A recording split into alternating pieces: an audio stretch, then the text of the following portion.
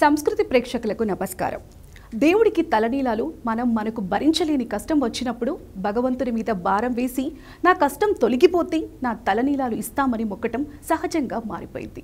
అయితే ఈ తలనీలాలు ఇచ్చే సాంప్రదాయం కలియుగంలోనేనా, యుగ యుగాలుగా వస్తుందా అన్న సందేహం మీకు వచ్చి ఉండకపోవచ్చు.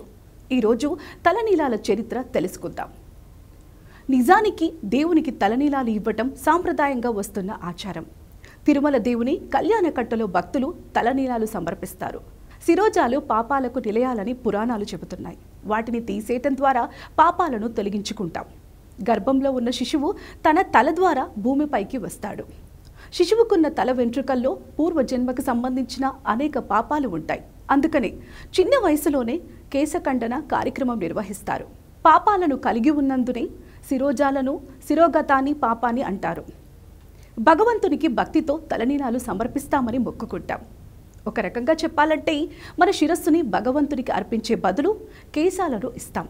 తల వెంట్రుకలను తీయటంపై మహాభారతంలో ఒక సంఘటన ఉంది. జయద్రథుడు అనగా సైంధవుడిని సంహరించేందుకు భీముడు సిద్ధమైన నేపథ్యంలో ధర్మరాజు అతడిని వారిస్తాడు. కౌరవుల సోదరి దృశ్యల భర్త సైంధవుడు. అతన్ని వధించటం ధర్మ సమ్మతం కాదు.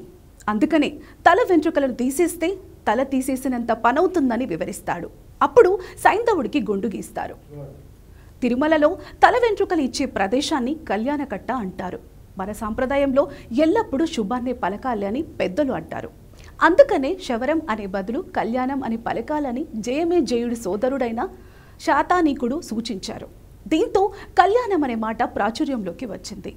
కాలక్రమంలో కళ్యాణకట్టగా స్థిరపడింది. వేం అంటే పాపాలు, కట అంటే తొలగించేవాడు. అందుకనే ఆయన సన్నిధానంలో శిరోజాలను సమర్పించడానికి అంత ప్రాముఖ్యత లభించింది. తెలుసుకున్నారుగా తలనీలాలకు సంబంధించిన కథ. మరొక అంశంతో మీ ముందుకు వస్తోంది సంస్కృతి.